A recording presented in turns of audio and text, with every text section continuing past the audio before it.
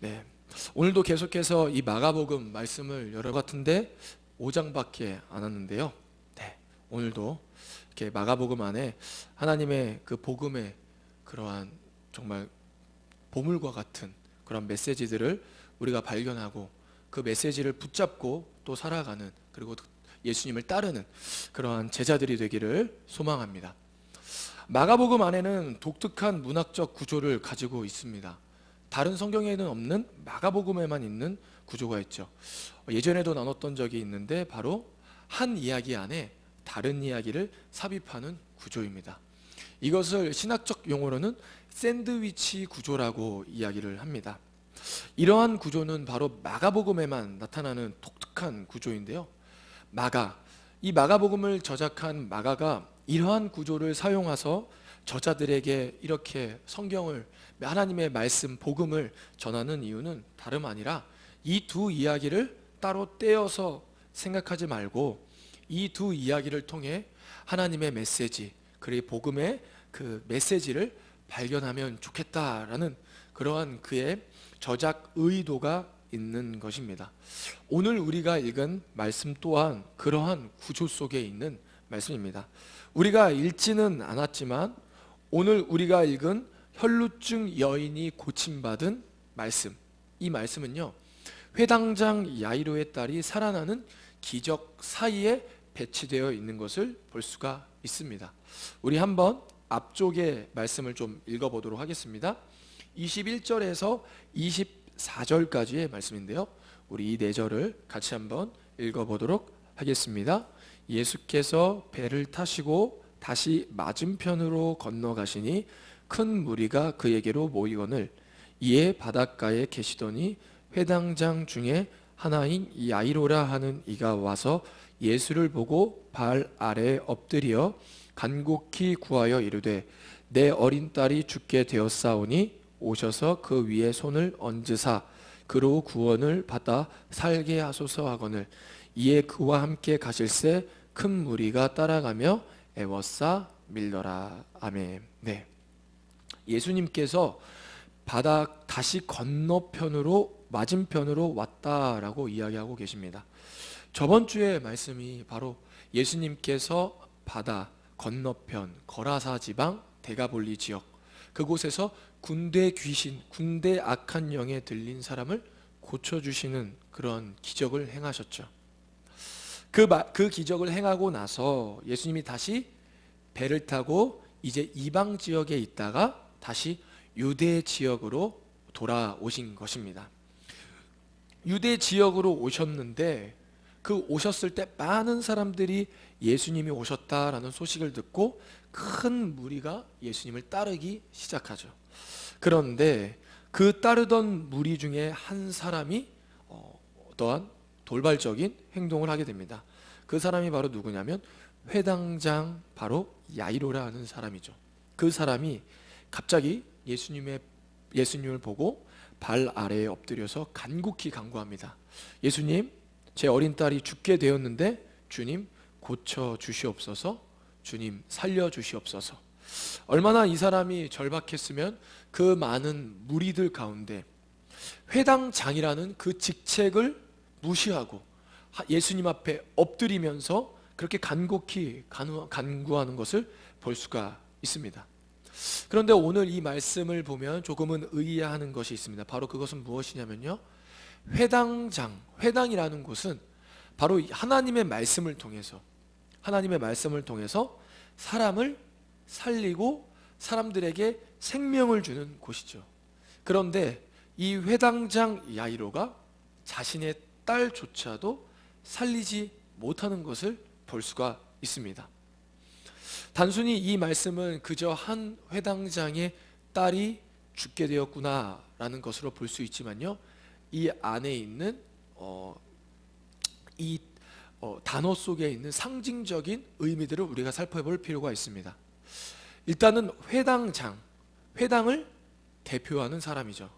그 야이로의 딸이라고 이야기하고 있습니다.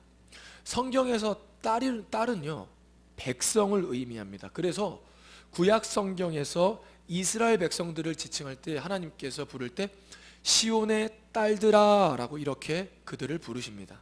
그러니까 딸이라는 것은 백성들을 의미하는 것이죠.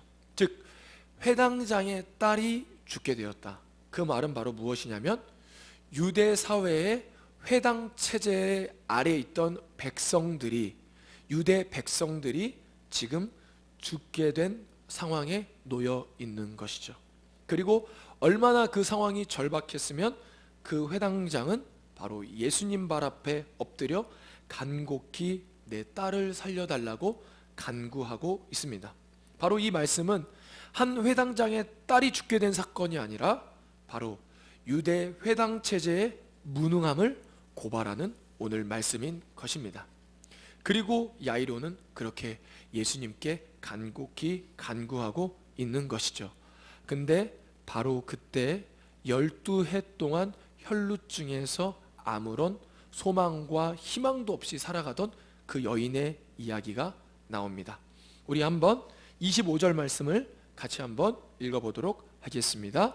12해를 혈루증으로 알아온 한 여자가 있어. 아멘. 12라는 숫자는 완전한 숫자를 의미합니다. 성경 안에서. 뿐만 아니라 여기 야이로의 딸도요 12살이다 라고 오늘 이야기하고 있습니다. 이것을 통해서 이 두 이야기가 굉장히 관련이 있다는 것을 볼 수가 있죠.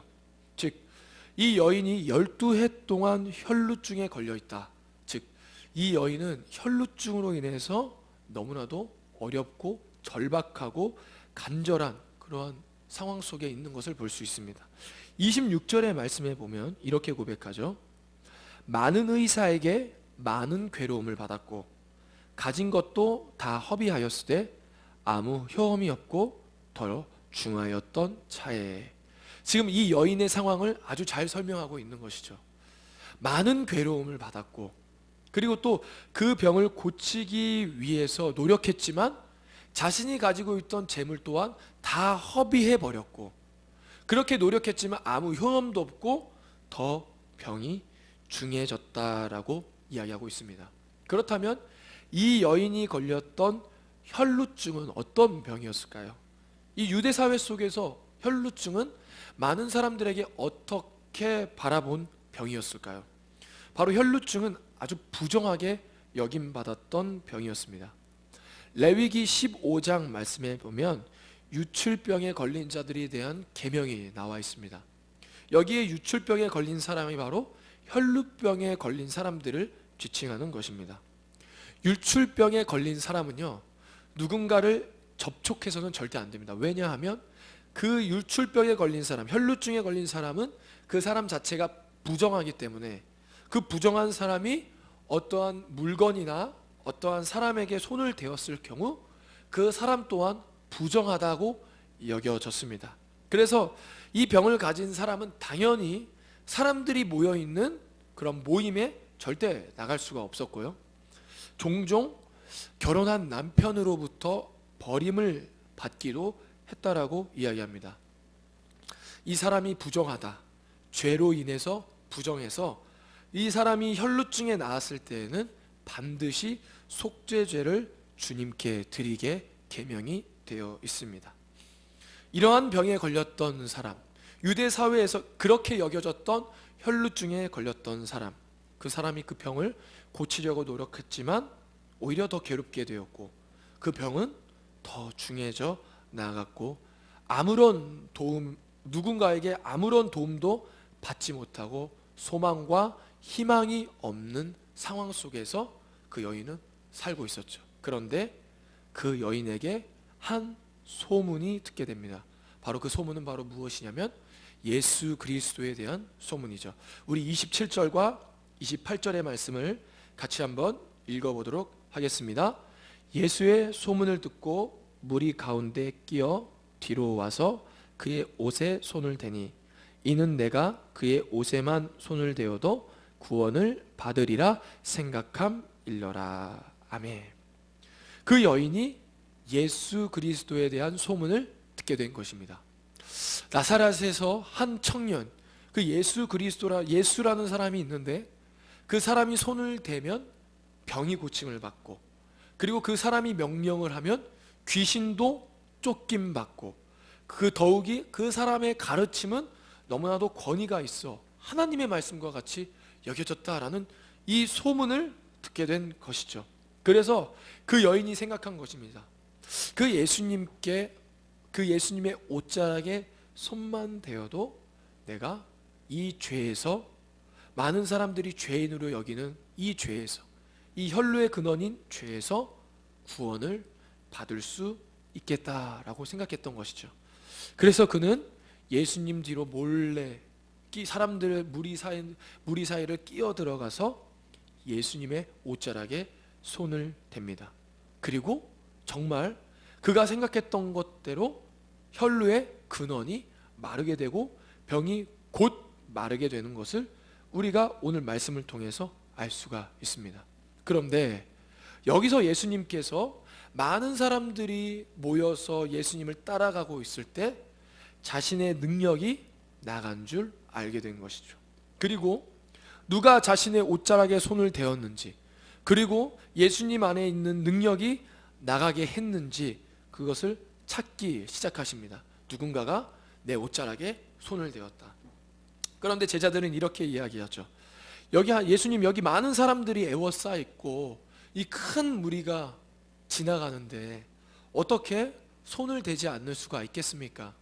예수님의 옷자락과 사람의 피부가 어떻게 손을 대지 않을 수가 있겠습니까? 라고 이야기합니다. 그런데 예수님 말씀하시죠. 아니다, 나에게서 능력이 나갔다라고 말씀하십니다. 그리고 자신을 찾는다라는 것을 알고 있었던 12해 동안 혈루병으로 앓았던 그 여인이 두려워서 예수님 앞에 엎드려 이 모든 사실을 예수님께 아뢰는 것입니다. 맞습니다. 많은 사람들이 예수님을 따라왔죠. 그리고 예수님과 함께 길을 걸어가고 있습니다. 그리고 많은 사람들이 예수님의 옷자락에 당연히 손을 댔고 피부와 터치가 있었겠죠. 그러나 오늘 혈루병 여인만이 예수님의 은혜만을 받는 것을 볼 수 있습니다. 다른 사람들의 그 접촉과는 다른 접촉이었죠. 오늘 우리가 읽었던 27절의 말씀, 그 여인이 손을 대었다라는 이 단어 안에는요, 소속되었다, 관계되다라는 단어로 사용되어지고 있습니다. 많은 사람들이 예수님을 만졌지만 그들의 터치와 그들과의 접촉은 굉장히 다른 접촉이었죠.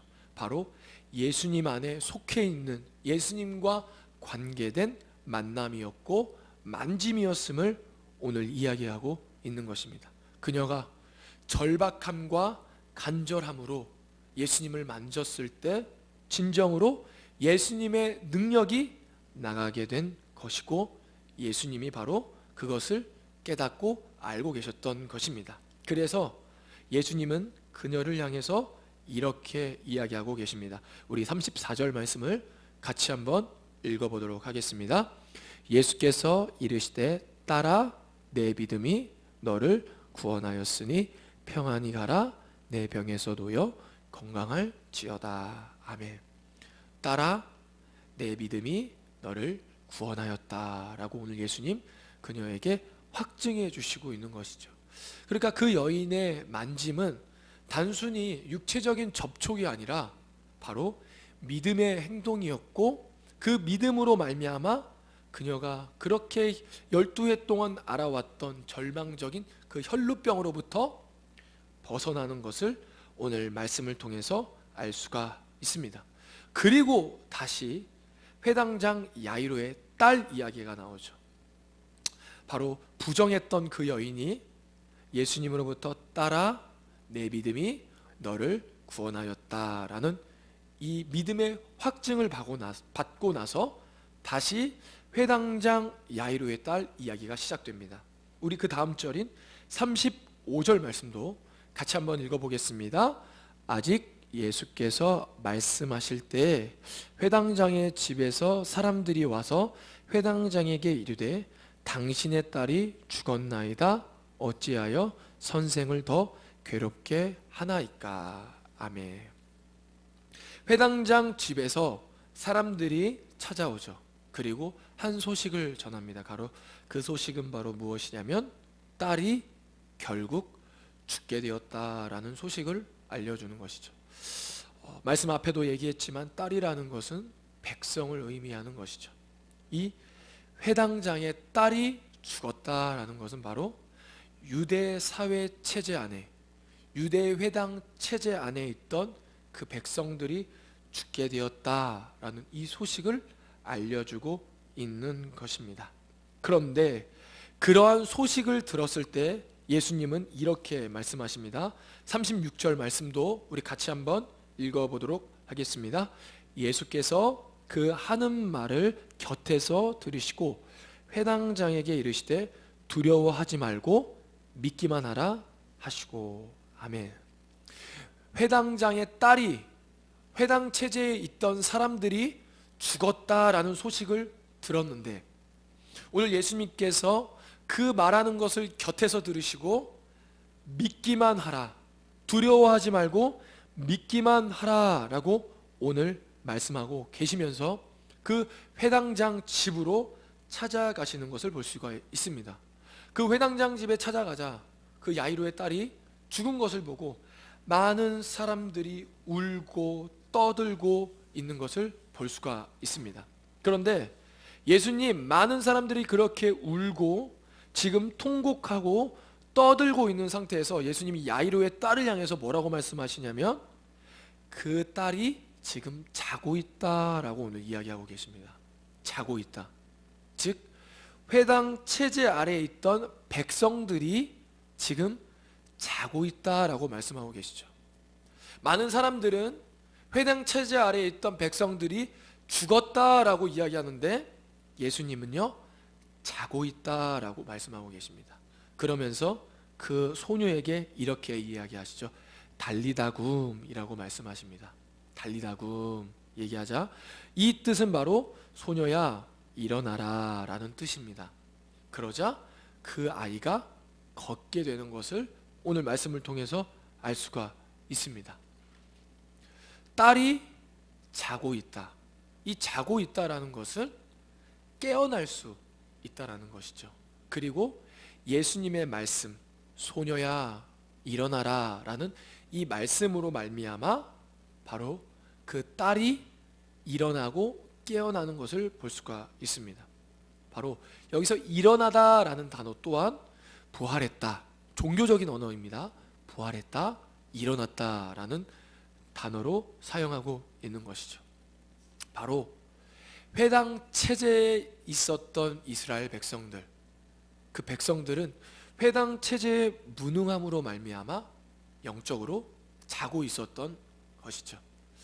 그래서 오늘 예수님께서 그 딸을, 자고 있는 딸을 달리다굼, 예수님의 말씀으로 말미암아, 예수님으로 말미암아 그 딸이 깨어나고 부활하고 소생하고 회복되어지는 것을 오늘 말씀을 통해서 알 수가 있습니다. 오늘 이 말씀을 통해서 하나님께서 우리에게 주시는 메시지는 바로 무엇일까요? 바로 이 땅의 소망은 바로 예수 그리스도, 그리고 이 땅의 소망은 예수 그리스도를 구주로 영접하고 예수님을 믿는 믿음으로 나아가는 그 공동체, 그 교회가 바로 이 땅의 소망이다라고 오늘 이야기하고 있는 것입니다. 12해 동안 아무런 소망 없던 그 여인, 그리고 무능한 회당 체제 아래에서 죽음의 그늘 아래에 있었던 그 백성들, 그 백성들에게 있어서 소망과 희망은 바로 무엇이었냐면 바로 예수 그리스도였습니다. 예수님께서는 이 무능한 회당 체제를 무너뜨리고 다시 예수 그리스도를 구주로 한 공동체로 말미암아 다시 이 백성들을 복음으로 말미암아 새롭게 소생시키고 회복시키고 깨어나게 하겠다라는 오늘 예수님의 말씀인 것입니다. 당시 회당은 로마와 결탁하여 백성들을 굉장히 괴롭게 했습니다. 많은 율법들과 규례들과 자신들이 만들어 놓은 전통들을 그들에게 짊어지우면서 너희들이 이런 거를 지키지 않기 때문에 죄인이다, 죄인 취급을 한 것이죠. 그렇게 그 죄 아래에, 사람들이 정죄 아래에 있던 이스라엘 백성들, 바로 예수 그리스도의 그 십자가의 은혜로 말미암아 그것을 믿는 자마다 모든 사람이 죄 사함을 받고 바로 예수님의 딸, 하나님의 딸이 될 수 있다라는 그러한 소망으로 오늘 예수님께서 우리에게 찾아온 것임을 볼 수가 있습니다. 우리도 마찬가지입니다. 이 세상의 소망은 바로 예수 그리스도밖에 없습니다. 그리고 예수 그리스도를 믿는 바로 공동체밖에 없는 것이죠. 예수 그리스도를 진정 구주로 모셔드리는 개인, 공동체가, 그리고 그렇게 예수 그리스도를 구주로 모셔드리고 예수님을 믿는 믿음으로 나아갈 때 우리의 신앙이 다시 한번 깨어날 수 있는 것입니다. 바라옵기는 저와 여러분이 혈루병에 걸렸던 여인이 절박함과 간절함을 가지고 예수님을 믿는 믿음으로 말미암아 그 예수님의 옷자락에 손을 대어 그 혈루병에 나았던 것처럼 우리도 예수님을 그렇게 의지하고 믿음으로 나아가기 원합니다. 그래서 우리의 잠자고 있던 신앙이 다시 한번 일어나고 회복되어지기를 소망합니다. 기도하겠습니다. 하나님 감사합니다. 오늘 야이로의 딸과 12해 동안 혈루병에 걸렸던 그 여인의 말씀을 통해서 유대 회당 체제 아래 죽어가던, 그리고 잠자던 이스라엘 백성들의 모습을 발견했습니다. 하나님, 그 백성들을 향해 예수님께서 소망이 되어 주시고 예수 그리스도를 믿는 믿음으로 말미암아 다시 그 회복이 일어났던 것을 오늘 말씀을 통해서 깨닫게 되었습니다. 하나님, 우리도 이 시간 예수님을 붙잡게 하여 주시옵소서. 예수 그리스도를 믿는 믿음으로 나아가게 하여 주시옵소서. 주님께 더 가까이 나아가게 하여 주시어서 예수 그리스도를 믿는 믿음으로 말미암아 우리의 신앙이 다시 한번 회복되어지고 일어날 수 있도록 붙잡아 주시옵소서. 더 나아가서는 우리 청년부를 위해서 기도합니다. 우리 청년부가 그저 아버지 예배 드리는 형식